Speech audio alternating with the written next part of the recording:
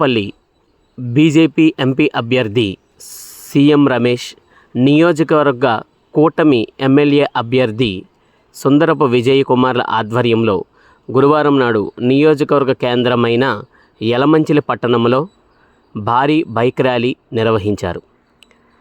ఈ బైక్ ర్యాలీలో టీడీపీ మాజీ పార్లమెంట్ సభ్యులు పప్పల చలపతిరావు, టీడీపీ నియోజకవర్గ ఇన్ఛార్జ్ ప్రగడ నాగేశ్వరరావులతో పాటుగా తదితరులు పాల్గొన్నారు. ర్యాలీ నిర్వహిస్తున్నంతసేపు జన సైనికులు కోలాహలంగా జై బీజేపీ, జై టీడీపీ, జై జనసేన అనేటటువంటి నినాదాన్ని చేస్తూ ర్యాలీ నిర్వహించారు.